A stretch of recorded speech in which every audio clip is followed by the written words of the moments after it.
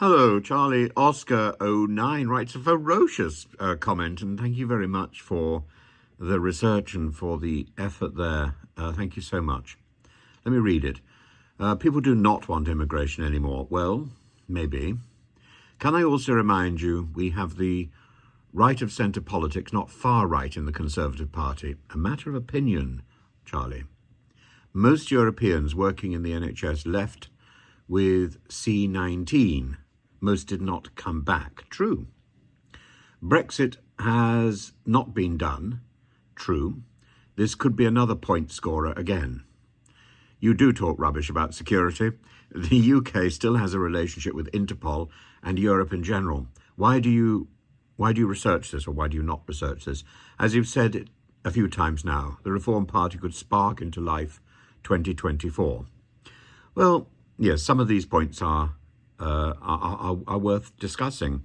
Now, there's a thing called Eurodac, and there's an organization called EASO, which offers operational support across Europe to European states, particularly for asylum, as well as Frontex, which is the sea-based protection service. Now, all of these, Eurodac, EASO, and Frontex, disappeared because Lord Frost didn't negotiate a proper replacement for the Dublin III protocol.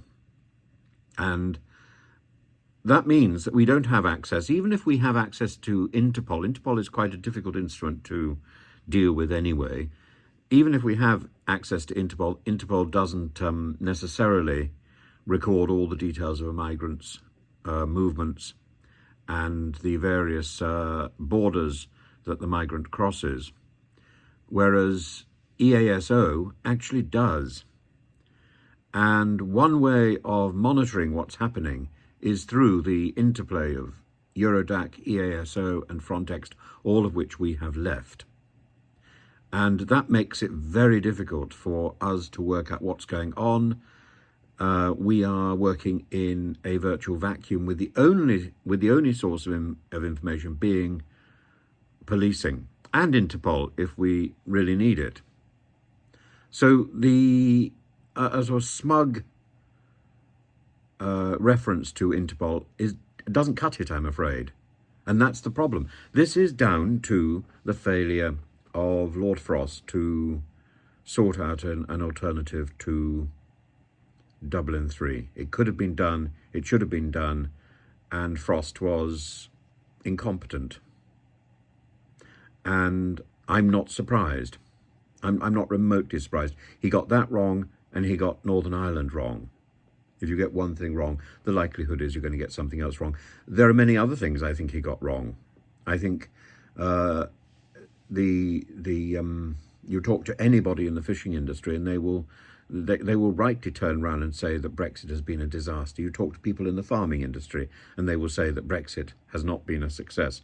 These were industries that were supposed to benefit from Brexit.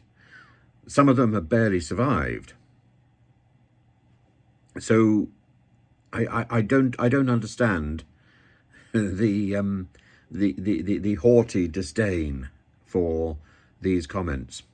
Beyond this, there's the issue of offshoring and the commercialization of sovereignty.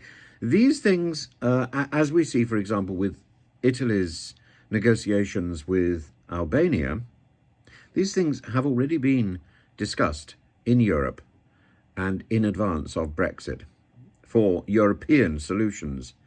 Indeed, even the idea of a safe third country is language which was invented in Europe by Denmark in 1986. So a lot of the language which is being used is the language of Europe.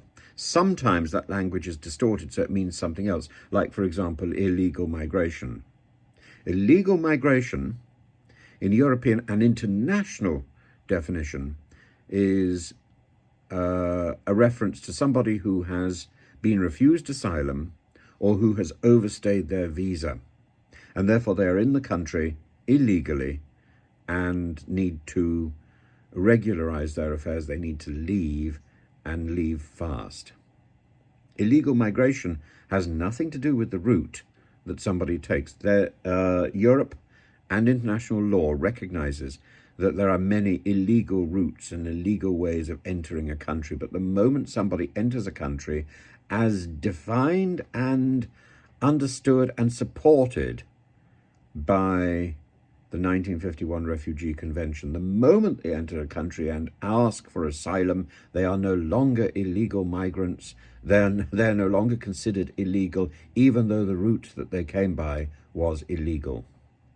Should they not request asylum and should they attempt to enter the black economy, then they would be illegal migrants, because they wouldn't have any paperwork to demonstrate that they belong to this country, the country that they have entered. Then they would be illegal migrants.